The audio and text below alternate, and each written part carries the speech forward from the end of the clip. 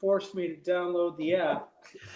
Well, the great news is welcome back to the Bladtcast. Christian Blatt here. Excited to talk to Marc Ferrari of Cold Sweat, the band Keel, and some other really fun credits that I can't wait to talk to him about.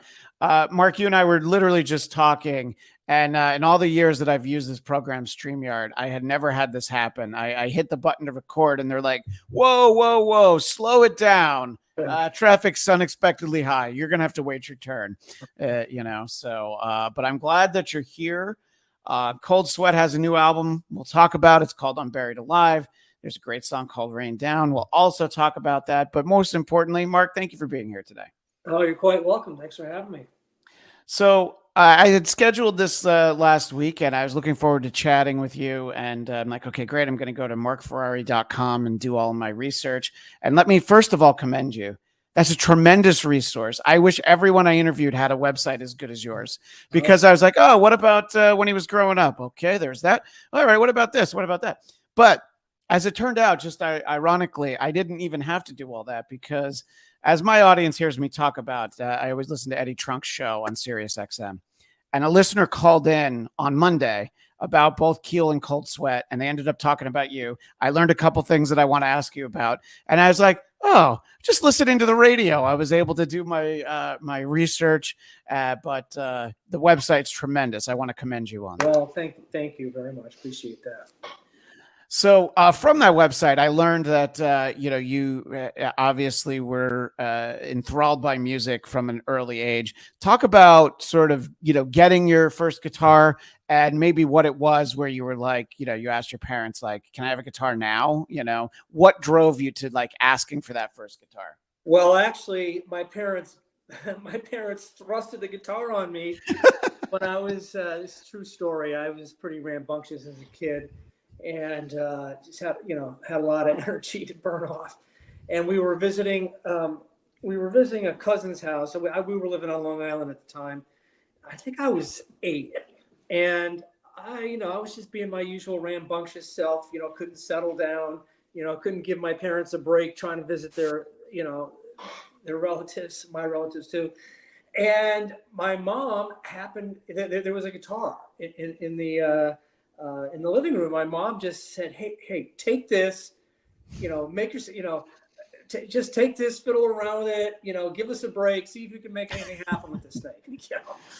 And that was the start of it. It was like, wow, I love this. I can make noise. I can,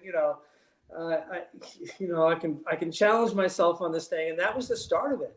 And then for my 9th birthday, which would have been, the next January, they gave me my first guitar. They bought me my first guitar, which I still have. It's this little 3/4 size acoustic guitar made by a company called Stella. I have no idea if they're still around or not, but that's how it started. It wasn't me asking them. It was them telling me, hey, give us a break here and do something with this new thing. Yeah, we need to focus all of this rambunctious energy. Yeah. I can see that. Yeah, but that was the spark that lit the fire, and just it just kind of grew from there. I did take guitar lessons when I was very young, and by the time I was 11, 12, 13, I was teaching my teachers. I just took to it. I actually played my first gig when I was 14 or 15, first professional gig. So yeah, I mean, from then getting into junior high and getting exposed to all this music that older kids were listening to back then in the mid 70s. It would have been like Kiss, Led Zeppelin, Aerosmith, Ted Nugent, Peter Frampton, Lynyrd Skynyrd, all that stuff very early on. And then for me, I kind of made a graduation to a lot of the European stuff like Priest and Maiden and Scorpions and Michael Schenker, specifically. And then the British heavy metal stuff, Iron Maiden, even I had the first Def Leppard album in 1980. Not that they were metal, but I actually went over to England in 1980 and got that EP, that very first EP as an import.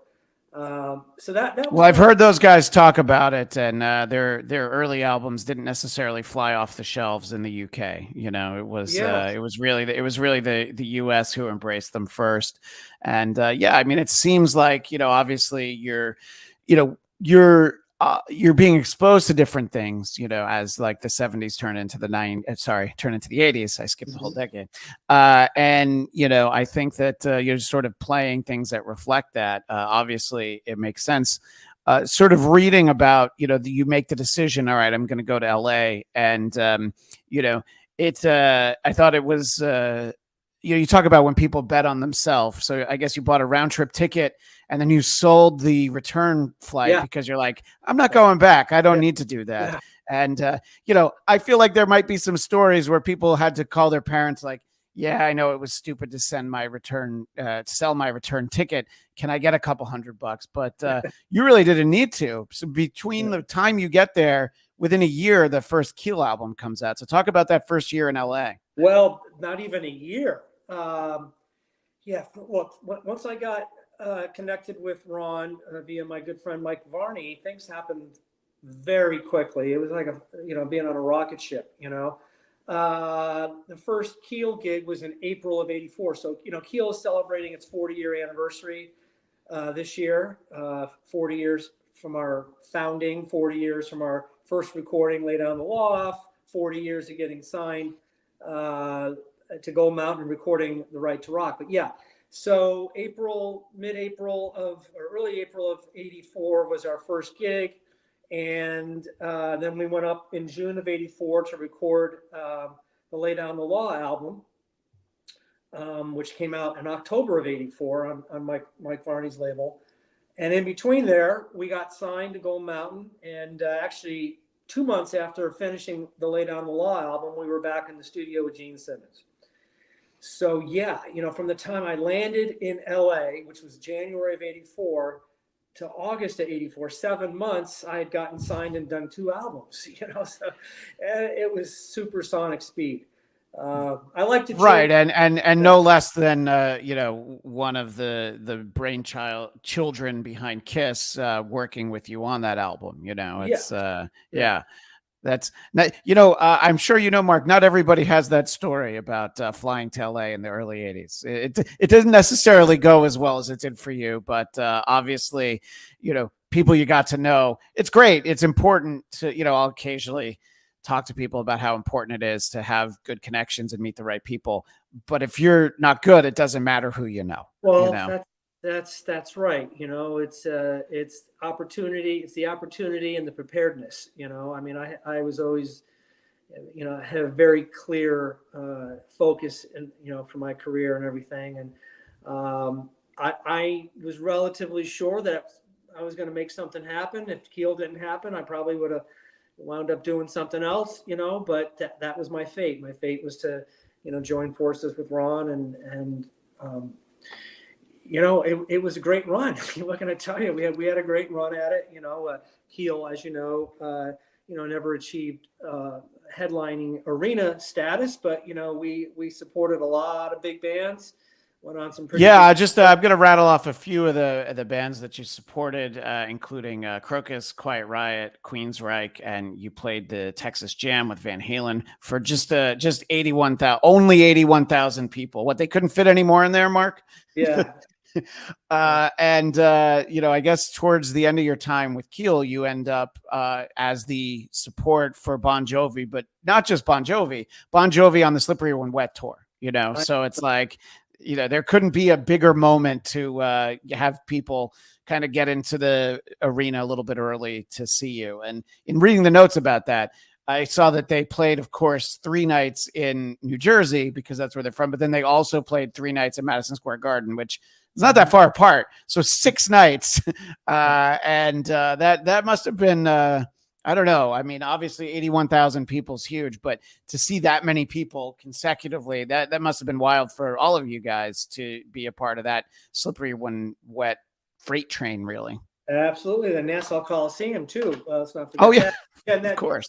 And that, kind of that geographical area of about maybe 75 miles, we did seven shows, and that speaks to the that speaks to the popularity of Bon Jovi at the time. They were just crushing it, Yeah. And they were great guys. They were very nice to us. As a matter of fact, one of the reasons that we got the tour was because I ran into John Bon Jovi at a club, and he took me to lunch, and I played him the album, and he liked our band.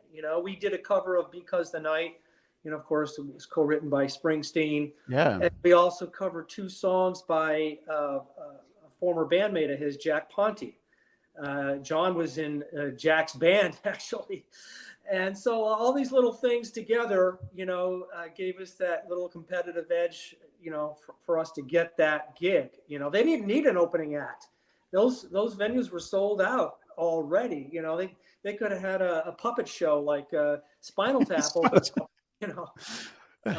So we were. I would have gotten there in time to see the puppet show, though. I would have liked to have seen that, to kind of set the tone. And so sort of at that time, or right around that time, that's when you start to think that you kind of want to go out and do your own thing. From that segment that Eddie Trunk did, I know that originally you had a band called Ferrari, then that turns into Cold Sweat. Am I correct on that? Yeah, but I mean, I wasn't deciding to leave Keel in 1987 when we were out with Bon Jovi. It was the following year. Actually, Right. After we came off the Bon Jovi tour, we didn't do anything of note. We did scattered dates, weekend dates or short runs, but we didn't tour with anybody else after the Bon Jovi thing. We didn't go back to Europe. We didn't go back to Japan. We didn't get to some of the other markets that we hadn't been to. We never played Australia, never played South America, and so it was just a real disappointment. Coming off that tour, and then just like the bottom just falling out. None of us could understand it, and so we were all kind of frustrated. And at that time, Ron, brought in a keyboard player. I wasn't digging that, so I just, you're talking about like 1988, which is the point when everybody had late 88. Early 88. So everybody had a keyboard player. I mean, we've referenced Kiss earlier. That's the Crazy Nights era of Kiss, which is, it's a decent record, but I always feel like, boy, if they could produce that in a more modern sound and not that 80s sound, some of those songs are absolutely great. But let's dial down the keys a little bit. And obviously keys became more prevalent in Van Halen. They're just everywhere at that point. So I could see thinking, it would be great if we had one song with keys, but maybe we don't need to carry the full-time keyboard player. So I can see that, you're just, I guess that I can see both sides of it. I can see let's try to have that sound right now. But you definitely want it a little bit closer to, your background, your expertise, a little bit more raw, I guess, right? Well, I'd never been in a band in my entire life with a keyboard player. I've always been in, guitar bands, and 2 guitar bands for that matter. I've never been in a band where I was the only guitar player. And I always like bouncing off other guitar players, Thin Lizzy was huge, huge Scorpions, Thin Lizzy, UFO, UFO had keyboards, but they also had Paul Raymond play guitar too. AC/DC, 2 guitars, rhythm, and Aerosmith. Yeah, and I think I was just about to say Aerosmith. I think a lot of times Brad Whitford gets overshadowed by Joe Perry, who's of course phenomenal, but it's don't sleep on Brad Whitford. So I mean that 2 guitar sound I think is definitely what you were after. Yeah, and that was the impetus of me, leaving Keel, and I was pretty confident about my ability to land on my feet, which I did, and But I do want to point out that there was never any bad blood with Ron and I. We continued to be friends throughout the whole thing, and there was no lawsuits, no fist fights, no blood drawn. It was civil, Well, which for bands from that era, from the late '80s and into the early '90s, to not have lawsuits is actually a little surprising, considering how much time some of those. I'm not even gonna. Everybody knows who I'm talking about, and it's not just one band; it's 3 or 4 of them that they spend a lot of time in court. Some bands maybe spend more time in court than they do in the recording studio. Yeah. So it's good that you're able to be like, yeah, I'm going to go off and do my own thing, and what unfortunately your own thing, Cold Sweat, I guess the actual release is kind of where the trouble starts for Cold Sweat, right? Well, we were derailed. We were derailed by our initial singer leaving our band the day we were setting up to record our record. Oni Logan was Yes. our original vocalist, and he jumped our ship to join the lynch mob. And Yes. that delay of almost a year really was critical. Had we been able to get our album out even in '88, I think our trajectory would have been a lot different. But by June of 1990, which is when the Cold Sweat album was released, it was the tail end of the commercial hard rock thing. People were getting burned out on it. And, there were 100 bands out there that to some people sounded exactly alike or looked exactly alike. And I get it, and that was when you started, hearing those first EPs from the Seattle folks, So by 1990, things had really changed, Unfortunately, our album, I think it just came out a year or two too late. Right. I think for it to be a debut album, because I've talked to a number of musicians from that era, I've talked to Mark Slaughter a number of times. Yeah. Their album kind of comes out at exactly the right time. They had a little bit of, some heat coming off Vinnie Vincent, but by the time their second album came out, a band like Firehouse has another album come out, Trickster, it's everybody's second album, except for Skid Row, but everybody else. It was like, no, you missed the window, and that has to be frustrating, knowing that you lost those 2 years. I'm obviously now when you look back, but I'm talking more in the moment. That had to be like, oh my God, even if it came out a year ago, people, could have checked it out. We could have gone on Headbangers Ball or something, Well, look, it's nice to be a armchair quarterback, Sure. I had to accept it. Look, I could have, let this fester in me and just destroy my positiveness. But it is what it is. I had to just accept it as fate. And, well, Cold Sweat's back after 33. Yes. 4 years. So yes, and I do want to talk about that in a moment. But your sort of next act after Cold Sweat.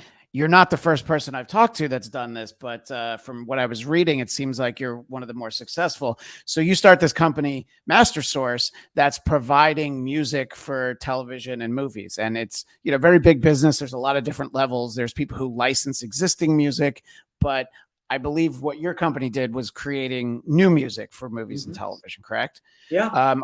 Are there any projects like particularly well known that you want to shout out? I know that there's like 3,000 compositions you were responsible for. Well, and probably over 3,000 placements, but I sold that business to Universal. Yeah. In 2007. But we had songs in many, Academy Award winning films, huge TV shows, The Simpsons, Friends, ER, West Wing. It's huge shows that, continue to, these things air in syndication. I'll be making money the rest of my life on this stuff. So yeah, that was kind of an accident. It was a beautiful accident. That's all I can tell you. It wasn't my in my business plan, to start. I thought maybe I'd be able to get another record deal or, maybe be a guitar player for another band or something. But I started getting songs of mine used in these films and TV shows and making some decent money. I thought, well, maybe there's something here, Yeah. And what started as my beer money became my career money. So, I know Fred Coury from Cinderella does that, and it's one of the reasons that he might not be jumping at a chance to do Cinderella days. It's like, I'm making real money. I don't know about the ins and outs of that, but it's also like, hey, I got a job. I don't know if I have time. Well, I hope Go I ahead. helped Fred get started. Matter of fact, we Oh, just cool. each other today. And, Fred was in Keel for, I don't know if you guys knew that or not, but he actually was, well, you wouldn't know that because he never recorded with us, but he was in Okay. our No, band I didn't know for that. about a Yeah. month. He was in our band for about a month. And I think that's, he got to Keel really wasn't doing too much then. It was in between the time we recorded Lay Down the Law and The Right to Rock. And, he got the Cinderella gig. So, but anyways, film and TV is a, it's a real lucrative place to be. And Yeah, I was and lucky it I is one got of there those early. things that you'll notice really good music placement, but more than anything, really bad music placement stands out. So when people know that they can relate to you, and it's such a huge part of the business. There's like whole series that are still unavailable because they can't work out the music licensing on a number of shows. There's something I want to circle back to, but I don't want to run out of time to talk to you about Unburied Alive. So this is the new album from Cold Sweat.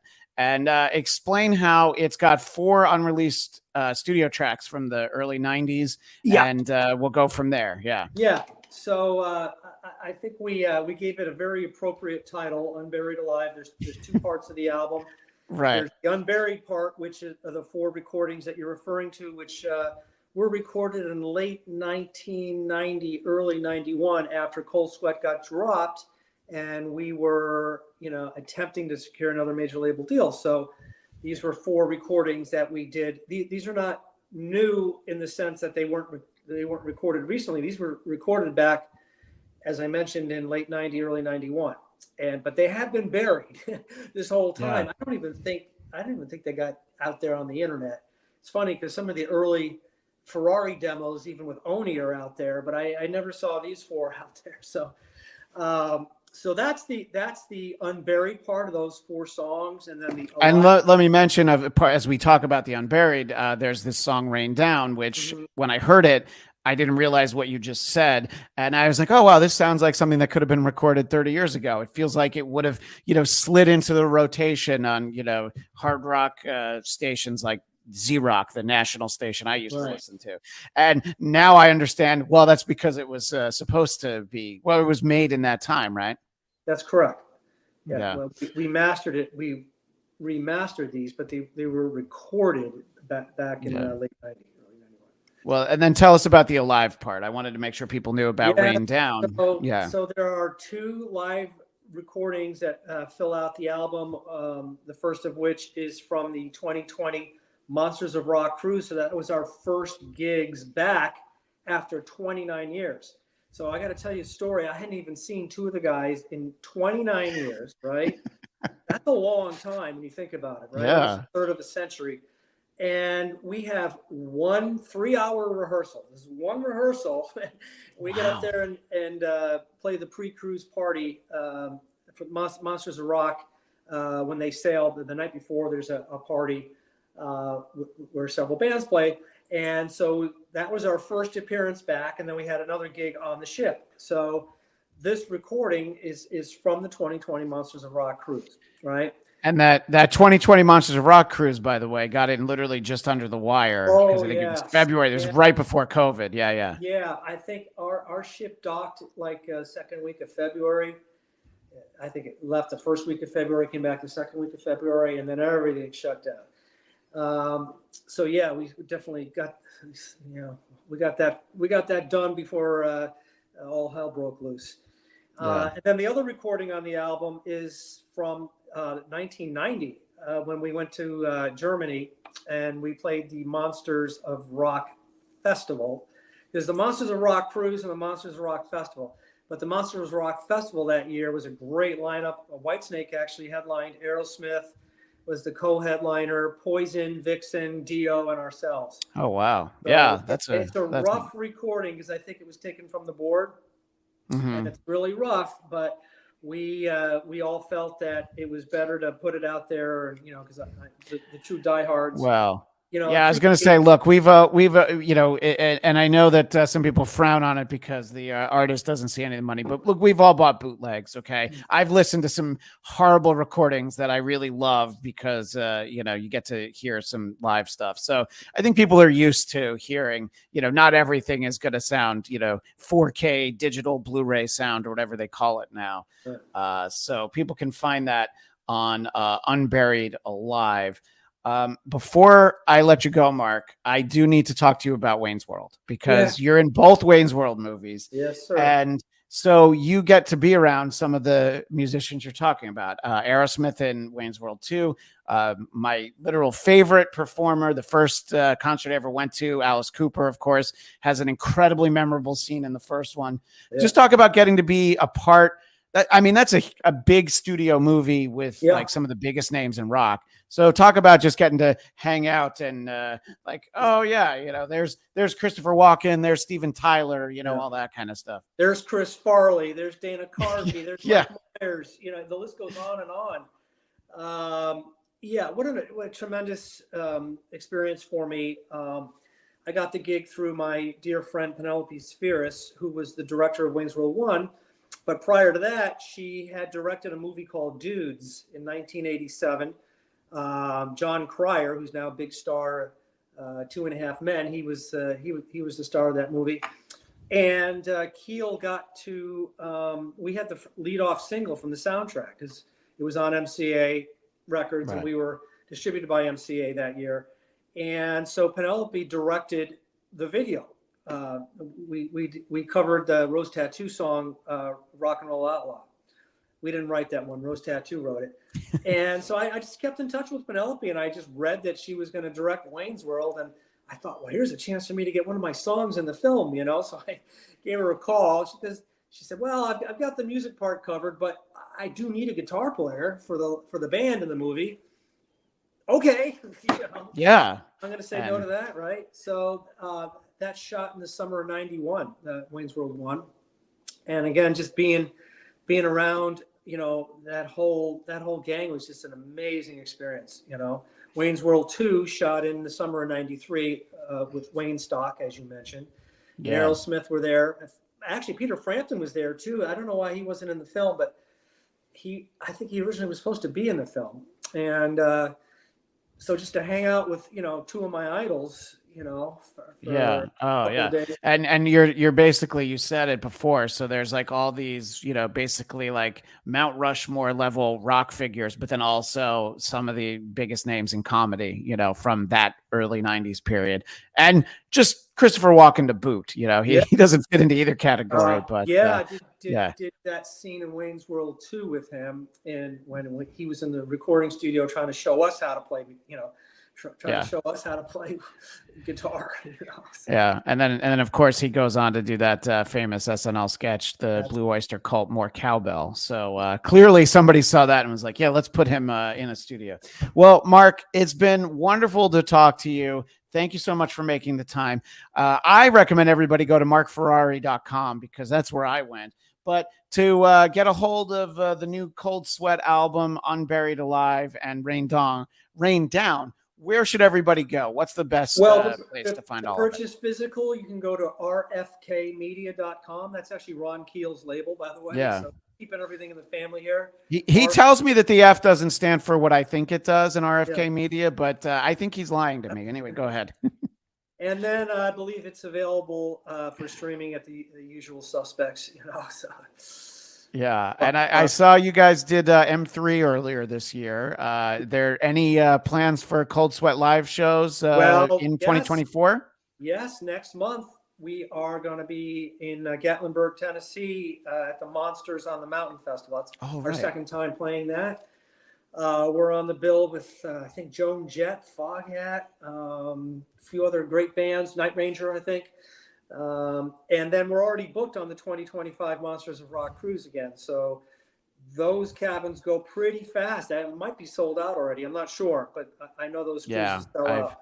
I've never been able to convince my wife that I should get a week off for. I'll be honest. I was first asking about the Kiss cruise, but I guess they're not doing those anymore. And I was like the Monsters Rock cruise. So yeah, every time I hear about it, I know Don Jameson a little bit. He always has so much fun, and I'm like, all right, yeah, one day. Mark, one day I'll get there. So everybody can find all that. Marc Ferrari, thank you so much for your time. I really appreciate it. And there's the physical CD. I am also a little old school. I like to have the physical because I want to read through the booklet. I want to know who produced it, and especially if there's live tracks. I want to know everything about it.